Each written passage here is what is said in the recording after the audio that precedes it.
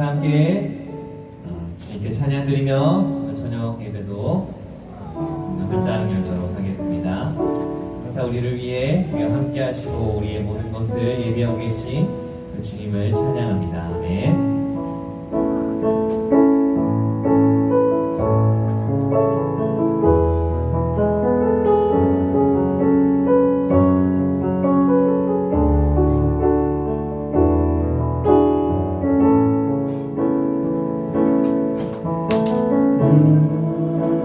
주는 위대하며 능력이 많으시도다. 그의 지혜에 무궁하며 힘자는 영원하도다.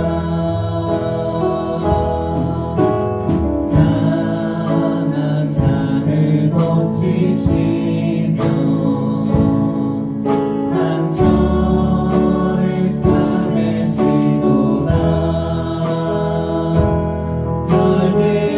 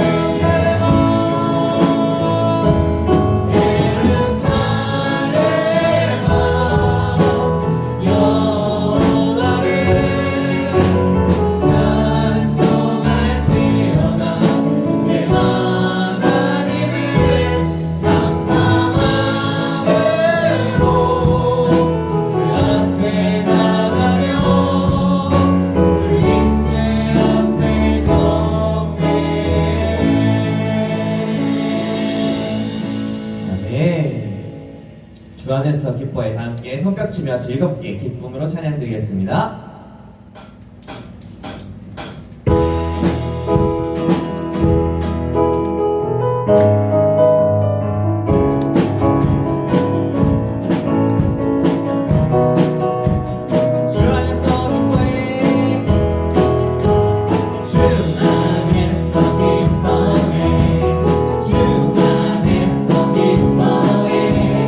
주님 주신 기쁨으로 기뻐하라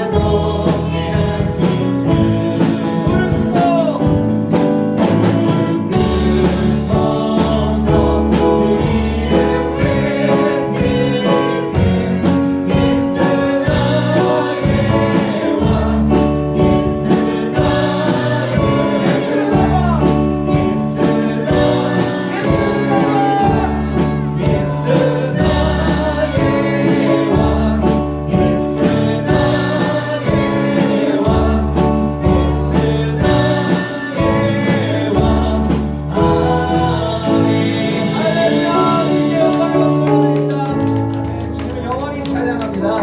아멘.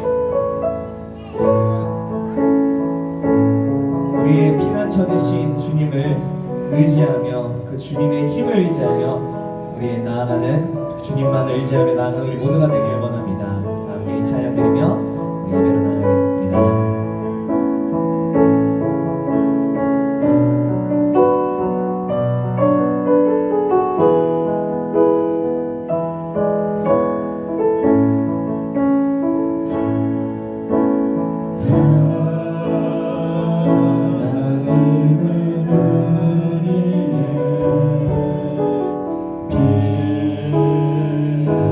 피난처가 되시며 환난 중에 우리의 힘과 하나님은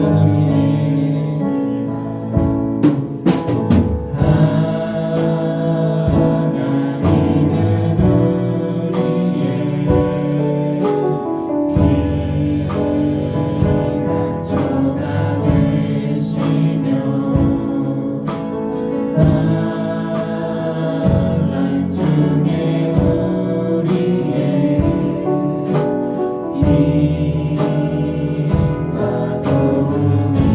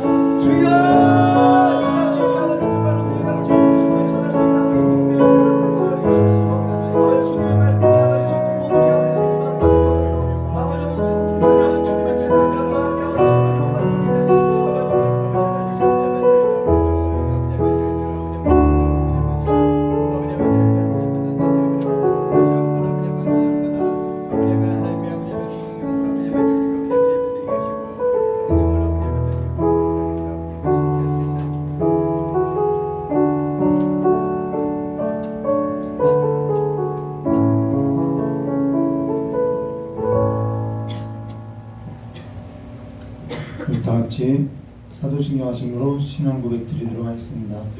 전능하사 천지를 만드신 하나님 아버지를 내가 믿사오며 그 외아들 우리 주 예수 그리스도를 믿사오니 이는 성령으로 잉태하사 동정녀 마리아에서 나시고 본디오 빌라도에게 고난을 받으사 십자가에 못 박혀 죽으시고 장사한 지 사흘 만에 죽은 자 가운데서 다시 살아나시며 하늘에 오르사 전능하신 하나님 우편에 앉아 계시다가 저리로서 산자와 죽은 자를 심판하려 오시리라.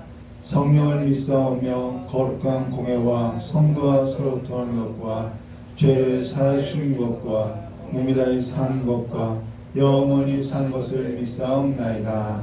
아멘. 우리 찬송가 383장 같이 부르신 후에 최명재 지사님 나오셔서 대표로 기도해 주시겠습니다. 키 두 키만 내려주세요. 통일 찬송가가 돼야지.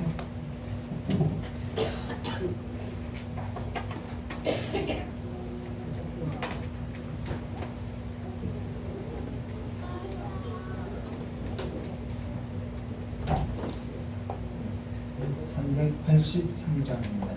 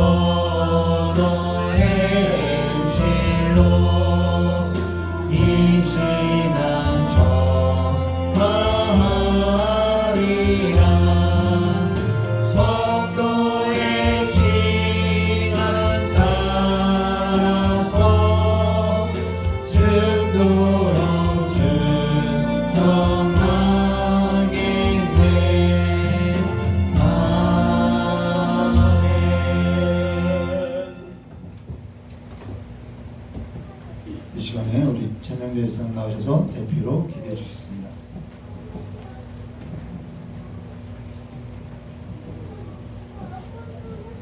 사랑의 주님, 참으로 감사합니다. 지난 아버지 하나님 한 주간도 너무나도 무더위 가운데 저희들 지치고 힘들었지만 아버지 하나님 잘 참고 견디게 하시고 건강한 모습으로 이렇게 주시는 예배에 주님 전에 나와 아버지 하나님께 앞에 예배를 드리게 하시니 참으로 감사합니다.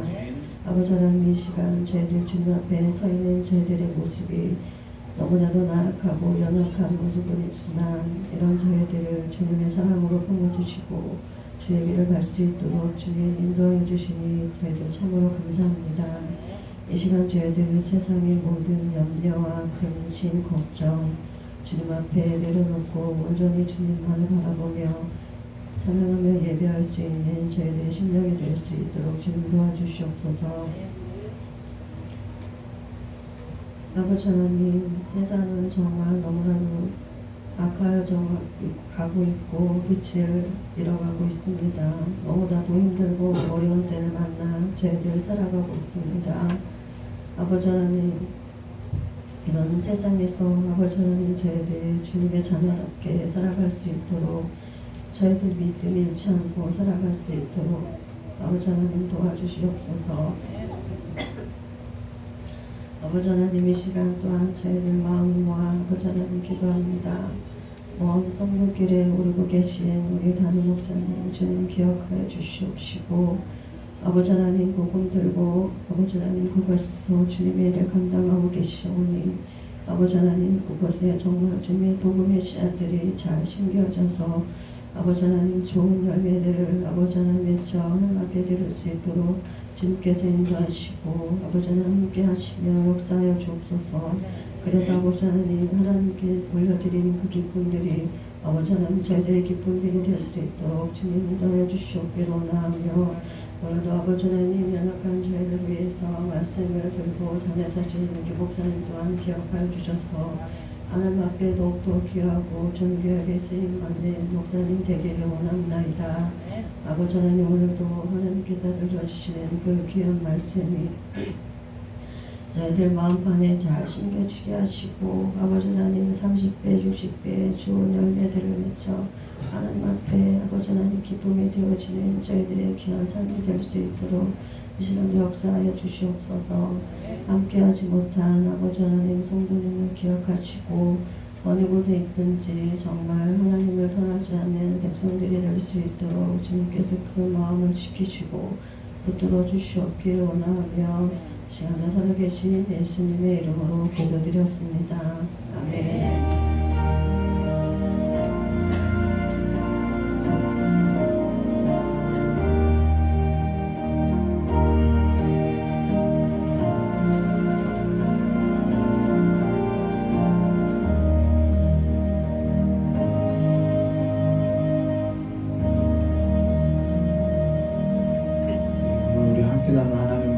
사도행전 22장 30절부터 23장 11절까지인데요.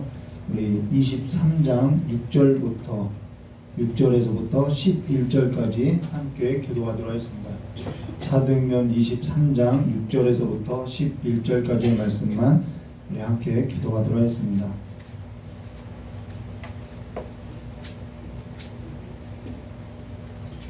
사도행전 23장 6절에서부터 11절입니다. 신약성경 228페이지입니다. 제가 먼저 6절부터 기도하겠습니다. 바울이 그 한 부분은 사두개인이요 한 부분은 바리새인 줄 알고 공회에서 외쳐가로되 여러분 형제들아 나는 바리새인이요 또 바리새인의 아들이라 죽은 자의 소망 곧 부활을 인하여 내가 신문을 받노라.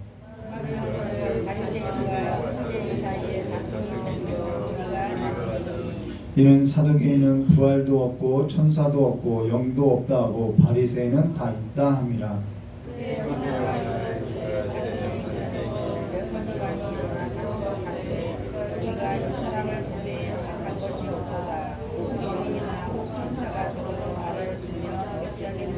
큰 분쟁이 생기니 천부장이 바울이 저에게 찢겨질까 하여 군사를 명하여 내려가 무리 가운데 빼앗아 가지고 영문으로 들어가니라 하니라. 11절 하겠습니다. 그날 밤에 주께서 바울 곁에 서서 이르시되 담대하라 내가 예루살렘에서 나의 일을 증언한 것 같이 로마에서도 증언하여라 하리라 하시니라. 아멘. 잘 기도하도록 하겠습니다. 조신 하나님 아버지, 우리의 삶에 있어서 주님께서 이 세상 가운데 우리를 두고 환난을 겪게 하심에 있어서 우리가 이제는 그 환난의 의미에 있어서 깨닫고 그 환난 가운데서도 하나님을 영화롭게 하는 삶이 무엇인지 알아가는 귀한 삶이 될 수 있도록 주여 복을 허락하여 주실 간절히 원하오며 기억하신 예수님의 이름으로 기도드리옵나이다. 오늘은 사도행전 22장 30절부터 23절 11절 말씀을 가지고 로마에서도 증언되어야 하리라 라는 제목으로 우리 함께 나누도록 하겠습니다. 오늘이 함께 예배 드리는 지 딱 1년 되는 날이지요. 저도 몰랐는데 저희 소율이가 저희 딸이 알려줘서 알았어요. 오늘이 딱 1년 됐더라고요. 별로 한 게 없어서 죄송합니다. 우리 오늘 함께 하나님 말씀 나누도록 하겠습니다. 우리가 앞서 바울이 예루살렘에서 결박되어 무리 가운데 소동이 일어났을 때 천부장이 군대를 이끌고 와서 그를 영내로 끌고 들어갔지요. 물론 천부장이 군대를 이끌고 와서 바울을 영내로 끌고 간 것은 바울을 보호하고 변호하고자 했던 것이 아니라 로마의 그 질서가 무너질까봐 그 로마의 질서를 유지하는 차원에서 이 바울을 끌고 간 거죠. 자, 그러고 나서 지난 설교 때 바울이 천부장에게 말할 수 있게 해달라고 하면서 자신에게 일어난 사건, 곧 부활의 주님을 만났던 그 일에 있어서 전할 때 그가 경험했던 일이 뭐냐면은 나는 내가 박해하는 나사렛 예수다, 그분을 만났다라는 거예요. 지금까지 내가 알고 있던 그 그리스도가 아니라 나사렛 예수라는 거예요. 바울의 인생 속에 그 예수가 그리스도로 이렇게 연결되는 사건이 그의 삶 속에서 일어나게 된 것이죠. 그러고 나사렛 예수는 멸시와 천대와 저주 아래에 있는 모든 자들을 대신해서 그가 대신 멸시받고 천대받고 저주를 받아 십자가에 달려 죽고 죄가 없으시기 때문에 사망 아래에 가다둘 수 없기 때문에 다시 그가 사흘 만에 살아난 거죠. 하나님께서는 여러 선지자를 통해서 예언했던 것처럼 바울의 인생 가운데 그 예언의 말씀이 성취된 것, 예수로 말미암아 성취된 것, 그가 메시아라는 사실에 있어서 이게 계시해 줬다라는 것입니다. 화들짝 놀란 거죠. 그러면서 오늘 우리의 삶이 어디에 시선을 고정하고 살아가냐? 믿음의 주이신 예수를 바라보는 삶에서 우리가 시선을 떼지 말아야 한다는 것입니다. 믿음의 주라는 것은 그분만이 우리의 믿음을 잡아갈 수 있다라는 거예요. 그래서 그분에게 시선을 고정하라는 것이죠. 그래서 성경은 명확하게 우리의 시선을 어디에 고정하고 살아야 하는지를 제시해주고 있다는 것입니다. 그럼 지난 설교에 이어서 오늘 바울에게 전한 이 주의 말씀, 오늘 우리가 함께 나눈 교도관 이 하나님의 말씀이 뭔지 함께 나누도록 하겠습니다. 22장 30절 말씀 보도록 하겠습니다. 이튿날 천부장은 유대인들이 무슨 일로 그를 고발하는지 아직 고발의 내용을 몰라요. 진상을 알고자 하여 그를 결박을 풀고 명하여 제사장들과 온 공회를 모으고 바울을 데리고 내려가서 그들 앞에 세우니라. 자, 이튿날 천부장이 무슨 일 때문에 고발했는지 그 진상을 알고자 했다는 것입니다. 그런데 23장 1절 말씀, 바울이 공회를 주목하여 이르되 여러분 형제들아 오늘까지 나는 범사의 양심을 따라 하나님을 섬겼노라 하니까 전날에 바울이 했던 얘기가 생각난 거죠. 이 이단 괴수가 자기가 하나님을 섬겼다고 하니까 누가 그 십자가에 달린 그 저주받은 그가 하나님의 그리스도라고 하니까 이 대제사장이 바울의 입을 치라고 명령했죠. 저 입 쳐라라는 거죠. 그러면서 2절부터 4절 말씀이 이렇게 말하고 있어요. 대제사장 아나니아가 바울 곁에서 있는 사람들에게 그 입을 치라 명하니 바울이 이르되 회치람다며 하나님이 너를 치시리로다. 내가 나를 율법대로 심판한다고 앉아서 율법을 어기고 나를 치라 하느냐 하니 곁에 선 사람들이 말하되 하나님의 대제사장을 내가 욕하느냐 하니까 바울이 5절에 바울이 이르되 형제들아 나는 그가 대제사장인 줄 알지 못하였느라 기록되었을 때 너희 백성의 관리를 비방하지 말라 하였느니라 하더라. 이 바울이 알고도 이게 돌려가기 한 것이 아니라요. 실제 그가 대제사장인 줄을 몰랐던 거죠. 그렇기 때문에 이렇게 하나님의 말씀을 들고 내가 정말 몰랐다라고 이야기하는 것이죠. 6절과 10절 말씀 보도록 하겠습니다. 바울이 그 중 일부는 사두개인이요 다른 일부는 바리새인 줄 알고 이게 중간사에 나오죠. 바리새인 줄 알고 공회에서 외쳐 이르되 여러분 형제들아 나는 바리새인이요 또 바리새인의 아들이라. 이거는 사도 바울이 자기가 바리새인이라는 것을 말하고자 하는 것이 아니라는 거예요. 더 중요한 이야기가 있다는 거예요. 왜 자기를 바리새인이라고 이야기했냐면은 죽은 자의 소망 부활을 이야기하기 위함이라는 거예요. 죽은 자의 소망 곧 부활로 말미암아 내가 신문을 받느나 그 말을 한즉 바리새인과 사두개인 사이에 다툼이 생겨 무리가 나누어지니 이는 사두개인은 부활도 없고 천사도 없고 영도 없다. 이게 헬라적 사고였다라는 거예요. 바리새인은 다 있다 함이라. 크게 떠들세 바리새인의 편에서 몇 서기관이 일어나 다투어 이르되 우리가 이 사람을 보니 악한 것이 없도다. 혹은 영이나 혹은 천사가 그에게 말하였으면 어찌하겠느냐 하여 이제 막 편을 드는 거죠. 큰 분쟁이 생기니 천부장은 바울을 그들에게 찢겨질까 하여 군인을 명하여 내려가 무리 가운데 빼앗아 가지고 영내로 들어가니라. 여기 바리새인과 사두개인이 나오는데 이 정치적으로 이들의 사이가 너무 안 좋아요. 중간사 역사 가운데 정말 이 피를 보는 이러한 혈투까지 있었다라는 거예요. 서로 정말 죽이고 죽이는 역사가 계속 한 100년 가까이 이어져 왔다라는 거예요. 이 진보냐 보수냐 그런 관계라는 거예요. 서로 끊임없이 대적하고 있죠. 근데 저와 여러분이 기억할 것이 뭐냐면은 바울이 여기서 나는 바리새인의 편이다 라고 손을 들어준 것이 아니라 바울이 바리새인이라고 말한 것은 그리스도의 복음 성경적 가치인 그 부활에 있어서 증언하고자 바리새인이라고 했다라는 거예요. 이게 중요한 것이죠. 성경 말씀과 그리스도의 복음은 영도 있고 부활도 있고 천사도 있고 마귀도 있고 다 있다라고 증언하기 때문에 그거를 증언하고 그것에 있어서 인정하고 있는 바리새인이라고 이해한다는 거예요. 사실 우리가 정치에 있어서 진보냐 보수냐가 아니라 성경 말씀 위에서 우리가 봐야 한다라는 거예요. 성경의 가치 위에 삶을 둬야 한다라는 것이죠. 아볼로는 무엇이고 바울은 무엇이고 아볼로나 바울이나 사실 아무것도 아니라는 거예요. 오늘 그리스도인의 삶을 둘 것은 진보냐 보수냐가 아니라 촛불이나 태극기가 아니라 영원하신 하나님께서 증거하신 그 영원한 말씀 성경 말씀만이 우리의 기준이 된다라는 거예요.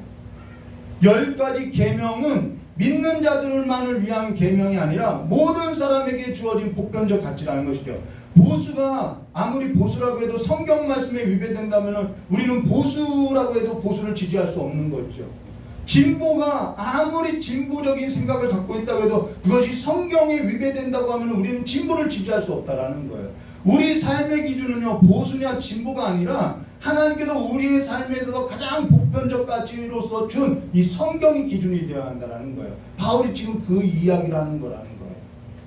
오늘 저와 여러분에게 있어서 오늘 저와 여러분이 상식 밖에 있는 그런 어떠한 말을 주장하는 것에 있어서도 듣고도 내가 지지하는 당이라 해서 지지한다고 하면 내가 아직 성경에 있어서 기초하지 있는 삶이 아니라는 것이죠.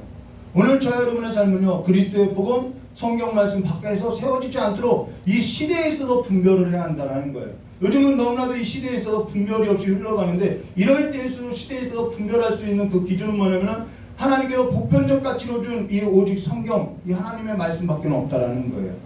우리가 이 사실을 기억하고 살아야 하는 것이죠. 자, 그러면 오늘 11절 말씀 보도록 하겠습니다. 그날 밤에 주께서 바울 곁에 서서 이르되 담대하라 내가 예루살렘에서 나의 일을 증언한 것 같이 로마에서도 증언하여 하리라 라고 하니까 이것이 하나님께서 이제는 너 담대하라 뭐 어떻게 이렇게 너가 로마에서도 증언해야 한다라고 이렇게 이야기하는 것처럼 무게가 흘러가는 것 같아요. 마치 로마를 보아야 하리라라는 그런 비전 확신을 주는 것 같다라는 것입니다. 근데 성경 이 구절은요 핵심 단어가 어디에 있냐면요 가치라는 거예요. 가치. 여기 담대하라 내가 예루살렘에서 나의 일을 증언한 것 같이 로마에서도 증언하여라 하리라 라는 거예요.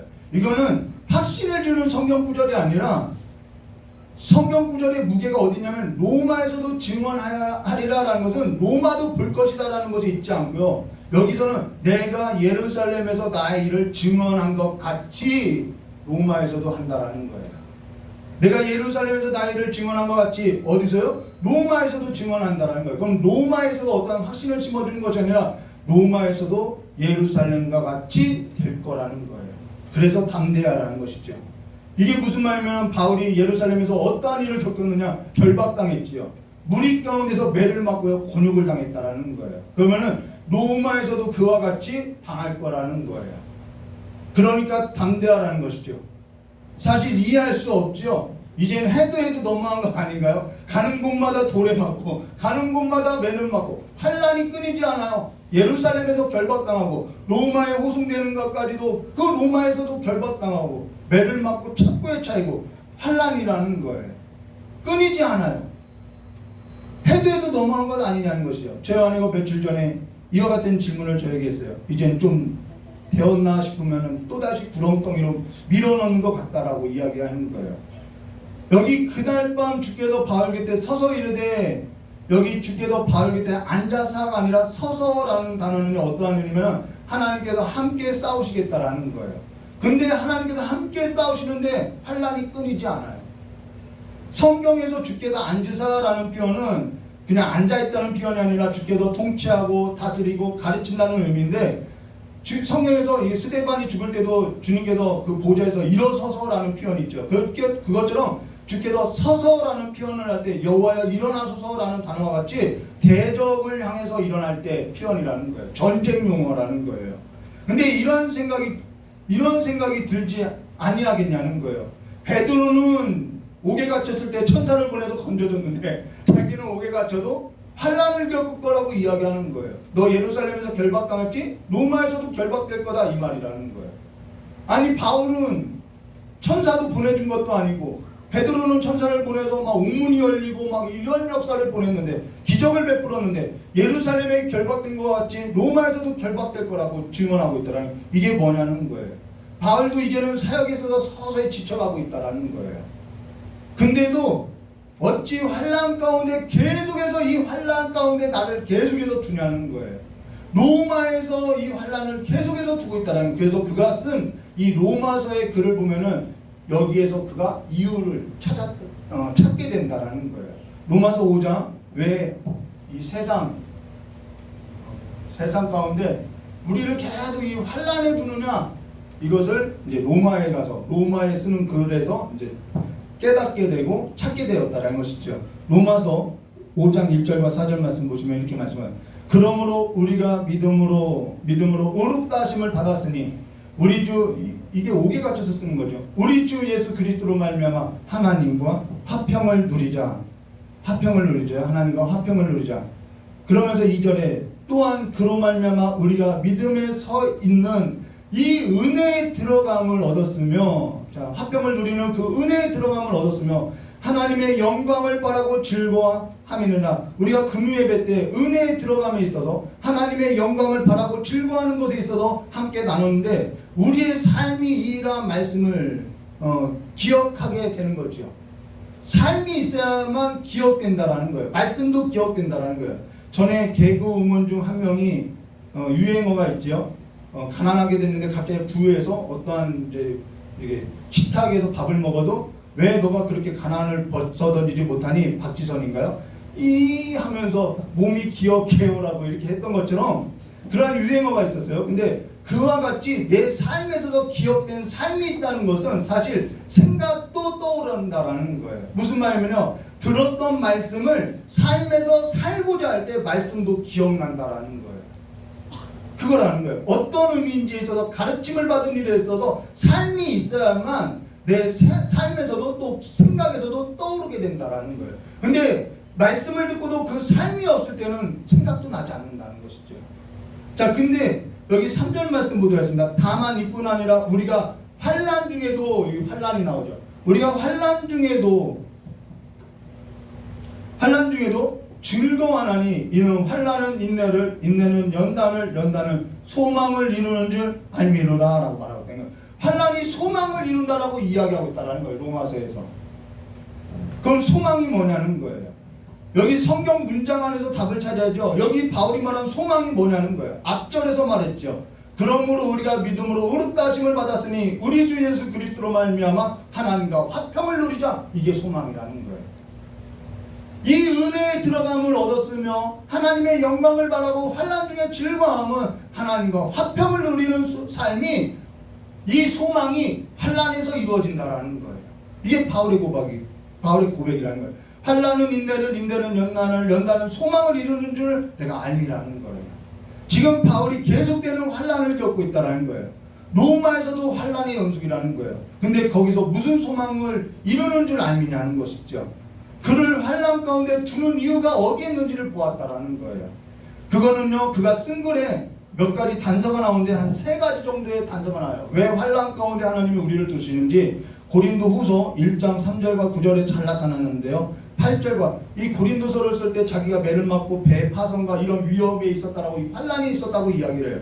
근데 8절과 9절 말씀 보시면요, 형제들아 우리가 아시아에서 당한 환난을 나오죠. 너희가 모르기를 원치 아니하느니 힘에 곁들어 심한 고난을 당하고 살 소망까지도 끊어지고 우리는 우리 자신이 사형 선고를 받은 줄 알았으며 나오죠. 이것은 왜 그랬냐면 이는 우리로 자기를 의지하지 말고 오직 죽은 자를 다시 살리신 하나님만 의지하게 하심이라. 이게 환난의 목적이었다라는 거예요. 무엇을 하기 위함이냐면은 하나님만 의지하기 위함이었다라는 거예요. 저와 여러분이 살 소망까지도 끊어진 적이 없지 않죠? 누구나 다 그런 경험이 있죠. 그때 무엇을 의지했냐면 그때마다 하나님만을 의지했다라는 거예요. 그게 환난이 주는 목적이죠. 그때만큼 가장 거룩하고요, 가장 정결한 데가 없다라는 거예요. 우리는 가난한 나라, 저 북한, 여러분 그 나라만큼 가장 정결한 나라가 없다라는 거예요. 우리가 잘 사니까가 아니라 그 나라만큼 가장 정결하고 거룩한 나라가 없다라는 거예요.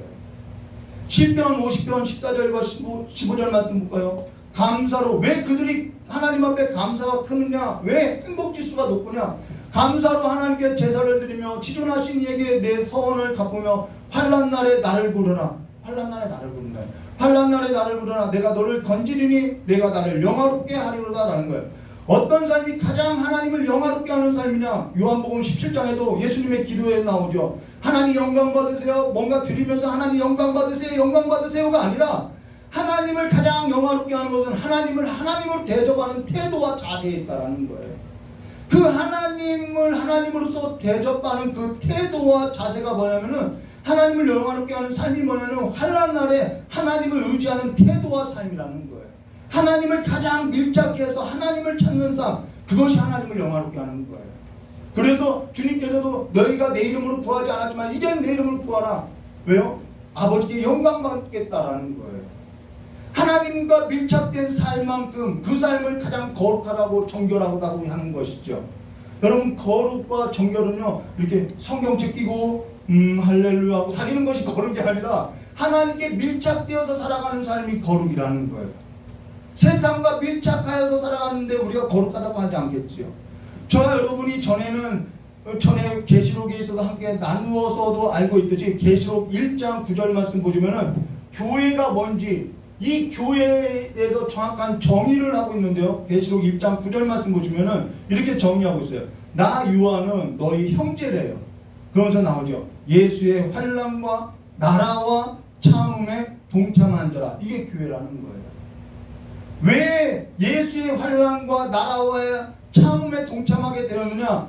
나오죠. 하나님의 말씀과 예수를 증언하였으므로 말미암아 밤모라 하는 섬에 있었더니 그게 교회라는 거예요.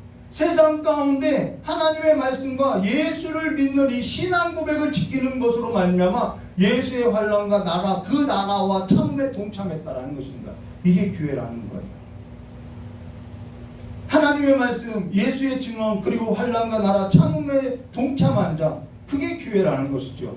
그러나서 뒤에 가서 성도들의 삶, 이 교회의 삶을 뭐라고 이야기하냐면은 계시록 7장 13절과 14절에 이렇게 말씀하셨어요. 장로 중 하나가 응답하여 나에게 이르되 이 흰옷 입은 자들이 누구며 또 어디서 왔느냐? 내가 말하되 내 주여 당신이 아시나이다 하니 그가 나에게 이르되 이 큰 환난에서 나오는 자들인데 어린 양의 피에 그 옷을 씻어 희게 하였느니라 라는 거예요. 여기 큰 환난에서 나오는 자들인데 어린 양의 피에 그 옷을 씻었다는 말은 어떠하냐면 환난 가운데서 이들이 날마다 하나님의 그 구원하심을 바라고 구했다라는 거예요. 그것이 정결했다라는 거예요. 그것이 거룩한 옷이라는 거예요. 성도들의 삶이라는 것은 환난 가운데서 살아가는 삶이죠. 이 불의한 세상 가운데 살아가는 삶이라는 거예요. 왜 불의하냐고 하냐면요. 불의가 뭐죠? 우리는 정의의 반대가 불의로 생각해요. 거룩하지 못한 어떠한 그런 도덕과 윤리로서 이 불의를 말하는데요. 성경에서 말하는 불의는요. 성경에서 말하는 불법은요. 반석에 기초하지 않은 모든 건축물은 다 불법이라는 거예요. 예수 그리스도께 접붙여지지 않은 것은 다 불법이라는 거예요. 그래서 반석 위에 세워지지 않는 것은 그 반석은 예수 그리스도인데 그 반석 위에 세워지지 않는 모든 기초는 다 불법이라는 거예요. 그게 불이라는 거예요. 그러면서 세상은요 그리스도께 반석을 둔 기초가 아니에요. 그래서 세상은 모든 것이 불이고 모든 것이 불법이라고 세상은 악하다고 하기 때문에 세상이 교회를 미워한다라는 거예요. 그래서 이 세상 불의와 불법이 있는 세상 가운데서 교회가 하나님의 말씀과 예수 그리스도의 증언을 지키고 살아가는 그 삶 그 자체가 환난일 수밖에 없다라는 거예요. 오늘 저 여러분이 예수 그리스도에 의해 살 때 환난일 수밖에 없죠. 신앙을 지키고 산다는 것은 뭔가 세속적인 복을 얻고 살아가는 그러한 복이 아니라 손해보면서 살아가는 삶이라는 거예요. 그러면서 날마다 그리스도를 구하는 삶일 수밖에 없죠. 그것이 뭐냐면은 정결하다라는 것입니다. 우리 삶에서 날마다 부르짖는 일밖에 없죠. 그러면서 누구만이 남게 되냐면은 그리스도만이 남게 되는 것, 믿음의 주이신 예수 그리스도만을 바라보는 것, 그 삶이 된다라는 거예요. 그러면서 이 환난을 통해서 무엇을 드러내냐면 첫째는 하나님만을 의지하게 되죠. 두 번째는 그가 진짜인지 가짜인지 알겠다라는 거예요. 이해되시나요? 진짜인지 가짜인지를 어디서 아냐면 환난에서 안다라는 거예요. 저 어릴 적에 도로가에 이렇게 걷다 보면 도로가에 곡식을 말리면서 이 어른들이 도립깨질을 하는 걸 봤어요. 알곡은 남고요, 껍질은 다 날라가요. 그게 환난이라는 거예요. 알곡만 남죠. 진짜가 무엇인지를 남게 되는 거예요. 베드로전서 1장 6절 그러므로 너희가 이제는 여러 가지 시험으로 말미암아 잠깐 근심하게 되지 않을 수 없으니 오히려 크게 기뻐하는 이 여러 가지 시험으로 말미암아 이 시험이 환난이라는 거예요. 정리하면 이와 같아요. 하나님께서는 바울을 환난 가운데 둔 것은 그를 왜 건지지 않고 계속 로마에서도 환난을 당한다라고 이야기하면 세 가지 정도로 해석하는데요. 하나는 하나님만을 의지하게 했다라는 거예요. 이거는 제 말이 아니라 바울이 직접 경험하고 그가 성령을 받아서 성령의 감동으로 쓴 글이라는 거예요. 그러면서 가장 자신을 거룩하고 흠이 없고 정결한 삶으로서 하나님이 만들어 주신다라는 거예요. 또 하나는요, 불의한 세상 가운데서 불법이 가득한 세상 가운데 날마다 하나님을 의지하고 하나님의 구원에서도 의지해서 하나님을 영화롭게 하기 위함이라는 것이죠. 이게 진짜 성도라는 거예요. 구별되죠. 우리가 학교에 입학하면요, 누가 공부 잘하는지 누가 공부 못하는지 알 수 없어요. 다 거기서 거긴 것 같아요. 근데 갑자기 하나님이죠. 선생님이죠. 갑자기 선생님이 시험을 보면요, 누가 잘하는지 누가 못하는지 몇 점짜리인지 나타나죠. 그게 환난이라는 거예요. 그래서 진짜라는 것이 드러나는 거죠. 일상의 삶 가운데 날마다 주님의 구원을 의지하고 경험한 자가 진짜로서 그 환난 가운데서 드러난다라는 것입니다. 이 전염병 시대에 교회가 정말 혼돈 가운데 있었죠. 이러한 환난을 주는 것은 진짜가 뭔지를 드러내겠다라는 거예요. 그리고 또 하나 세 번째는 뭐냐면요, 여러분 진짜가 되셔야 하는 거예요. 세 번째는 뭐냐면은 우리가 집에 불이 나면은 뭘 들고 나오죠? 가장 중요한 것을 들고 나온다라는 거예요. 환난이 주는 것이 뭐냐면 가장 중요한 것이 뭔지를 번뜩 생각나게 한다라는 거예요. 애를 들쳐갖고 나와야죠. 그것이 내가 살아가는 보화인지 보물인지를 드러낸다라는 거예요. 저의 삶에서도 이 환난이 주는 교훈이 뭐냐면은, 연단이 주는 교훈이 뭐냐면 저의 모든 불순물을 다 제거하고요, 정말 중요한 것만이 남게 되다라는 거예요. 전에는 중요하지 않게 생각했던 것이 진짜 중요하던 것이죠. 가족이 중요하고요, 내가 잃어버렸던 사람들이 중요하고요, 내가 허비했던 시간들이 소중했던 것이고요, 그걸 보는 거예요. 그리스도 예수 안에서 보아가 뭔지 복이 뭔지를 보는 거죠. 우리가 피난 갈 때 막 이불 보따리 갖고 TV 갖고 막 옛날 옷 보따리 오강까지 막 이런 거 들고 왔죠. 그게 보물인 줄 알고요.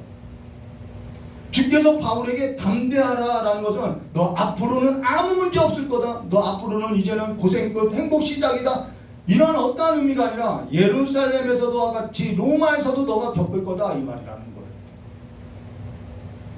그러면 하나님께서 바울에게 어찌해서 그런 혹독한 삶으로서 계속 남겨두느냐? 왜 하나님께서 교회를 이러한 환난 가운데 남겨두느냐? 불의와 불법의 삶을 두지 않게 하기 위함이라는 것입니다. 저 여러분을 불의와 불법에 두지 않게 하기 위함이라는 거예요. 그리고 또 하나는 바울에게 있어서 왜 이렇게 환난 가운데 드냐면, 그거는 하나님의 복음에 있어서 오역 없이 왜곡 없이 로마에게 전달되기 위함이라는 것입니다. 만약에 바울이 등 따숩고요, 배부르면요, 게을러지고요, 불의한 세상 가운데 복음에 있어서 혼탁하여지는 그러한 삶을 두고 살아가면은 이 로마의 세상 가운데 있는 세상을 대표하는 이 로마의 중심 도시에 온전한 복음이 전달될 수 없다라는 거예요. 저와 여러분을 하나님께서 환난 가운데, 세상 가운데, 환난 가운데 둔 것은요, 너 한번 당해보라는 것이 아니라 그 세상 가운데 저와 여러분을 예수 그리스도를 전하는 복음으로서 온전하게 세워주고자 함이라는 것입니다. 그걸 알아는 거예요. 저 사람은 예수 믿더니 환난만 당해, 그것이 아니라는 거예요. 우리는 뭔가 세속적인 복을 받으면 하나님 영광 받으세요라고 하면서 영광 받을 것 같죠. 그렇지 않다라는 거예요. 하나님께서는 어떤 사람에게는 이와 같은 삶으로서 하나님의 말씀과 그 하나님의 권위에 있어서 전혀 오염되지 않게 이 세상 가운데 하나님의 영화롭게 하는 삶으로서 드러내고자 한다는 것입니다. 그러나 환난이 주는 건 우리 삶에 있어서 우리 개인적으로는 뭘 만들어내면 신앙에 있어서 근육을 만들어내는 것이죠. 한 번 당할 때 힘들어도 계속 당하면 근육이 붙어요. 버틸 힘이 생기죠. 그걸 뭐라고 하면은 환난은 뭘 이뤄요? 인내를 이룬다는 거예요. 그 인내는 풀무불 같은 이 현실 가운데 가장 거룩하고 정결한 삶의 태도를 만들어내며 이제는 소망을 이루는데 그 소망이 뭐냐면은 내가 그렇게 부르짖었던 그 하나님과 화평을 누리는 삶이었다는 것입니다. 이게 바울의 고백이라는 거예요. 오늘 저 여러분의 삶이 세상과 화평을 누리는지 하나님과 화평을 누리는지 우리 삶의 소망의 그 종착지가 어디인지 점검하시고 주와 화평을 누리는 삶을 이루어 가시기를 주님의 이름을 축원합니다. 주님이 우리를 세상 가운데 둔 것은 그냥 확 불러가면 좋지요. 저희 딸이 그래요. 죽음 보지 않고 확 불러놨으면 좋겠다고. 아니 주님이 오셨으면 좋겠다고. 로마는 세상 나라의 중심이에요. 하나님께서 하나님의 백성을 데려가지 않냐고 환난 가운데 둔 것은 가장 거룩하고 정결하고 하나님을 영화롭게 하고자 두었다는 것을 기억하시고 세상이 아닌 하나님과 화평을 누리는 삶이 되시기를 주님의 이름으로 축원합니다. 같이 기도하도록 하겠습니다. 고맙고 감사하신 하나님 아버지, 세상 가운데 환난이 있고 불의하고 그래서 그 불법이 가득하고 그 삶 안에서 미움받고 억울한 일 당하고 누명을 써도 우리가 그 삶 가운데서 눈물을 흘리며 눈물 골짜기를 지날 때마다 주님을 의지하고 주님을 의지하면서 정말 하나님과의 그 화평함이 무엇인지 하나님 안에서 누리는 그 풍성함이 무엇인지 알아가는 소망이 이루어지는 소망의 항구로 우리를 인도하여 주시길 간절히 원하오며 기억하신 예수님의 이름으로 기도드리옵나이다. 우리 찬송가 79장 부르고 깨달은 말씀 붙들고 기도한 후에 우리 오늘은 오전 예배 때 축도했으니까요. 주님 가르쳐 주신 기도로서 예배 마치겠습니다. 찬송가 79장입니다.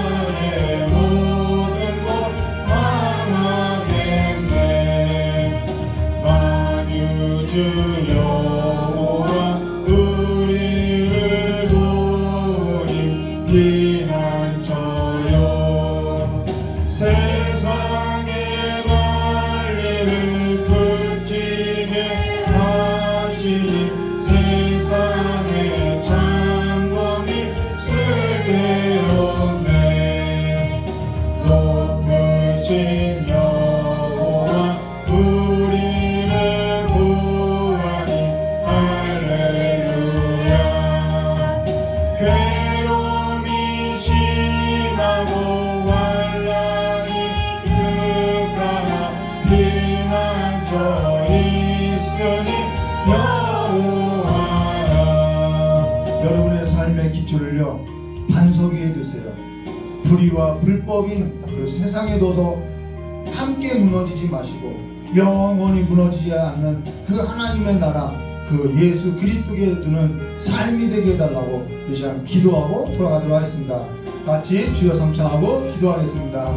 주여 주여 주여. 참으로 좋으신 하나님 아버지, 우리 마음에 하나님께서 복을 주사 이제는 우리의 마음이 예수 그리스도 영원한 하나님의 나라 그 반석에 아버지와 뿌리를 두고 기초를 세우는 삶으로서 하나님의 나라의 삶으로서 온전한 삶을 이제는 우리의 소망이 하늘에 있음을 고백하고 살아가는 삶이 될 수 있도록 저 역사에 주실 간절히 원하고 합니다.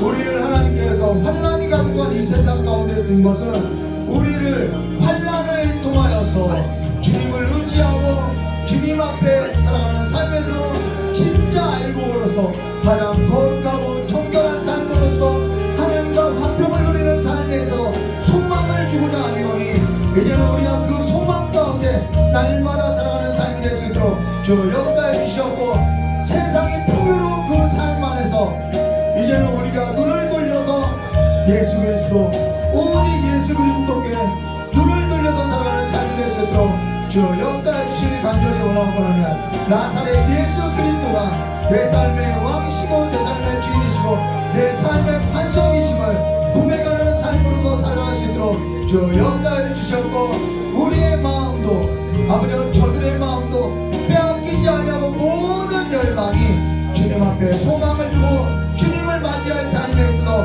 눈을 뜨고 살아갈 수 있도록 주 역사해 주셨고, 모든 삶에서 피난처가 예수 그리스도밖에 없음을 고백하고 이제는 환난 날에 나를 부르라고 했던 그 주님을 부르고 찾고 살아가는 삶이 될 수 있도록 주 역사해 주실 간절히 원하오며 기어신 예수님의 이름으로 기도드리옵나이다.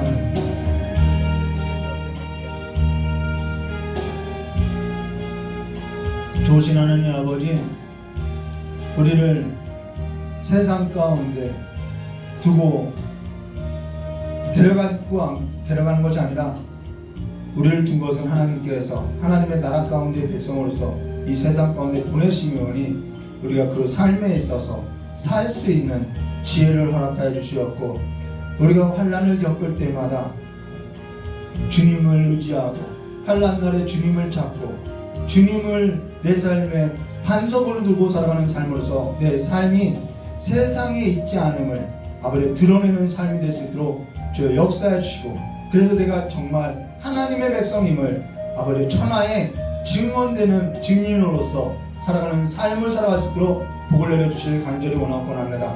우리의 소망이 사라질 곳에 있는 것이 아니라 보이지 않는 하나님의 나라에 있음을 고백하고 하나님과 화평을 누리는 삶이 될 수 있도록 복을 허락하여 주셨고, 한 주를 세상 가운데서 불의와 불법이 가득한 세상 가운데서 아버지와 타협하지 않고 살고자 하는 우리 귀한 성도님들의 그 발걸음마다 주님께서 지켜주시고 담대하라고 했던 것 같이 그 마음들이 믿음으로 담대하여서 이 세상을 이기는데 넉넉하게 하여 주셨고, 이 세상 가운데서도 하나님과 화평을 누리는 풍성한 삶의 복이 우리 귀한 성도님들의 삶 가운데 충만하게 하여 주실 간절히 원하오며 기어오신 예수님의 이름으로 기도드리옵나이다. 우리 주님 가르쳐 주신 기도로서 주일 저녁 예배 마치겠습니다. 하늘에 계신 우리 아버지여, 이름이 거룩히 여김을 받으시오며 나라의 마옵시며 뜻이 안에서 이루어진 것 같이 땅에서도 이루어지리라. 오늘날 우리에게 일용할 양식을 주옵시고, 우리가 우리의 죄진자를 사하는 것 같이 우리 죄를 사하여 주시고, 우리를 시험에 들게 하지 마옵시며 다만 악에서 구하옵소서. 대개 나라와 권세 영광의 아버지께 영원히 있사옵나이다. 아멘.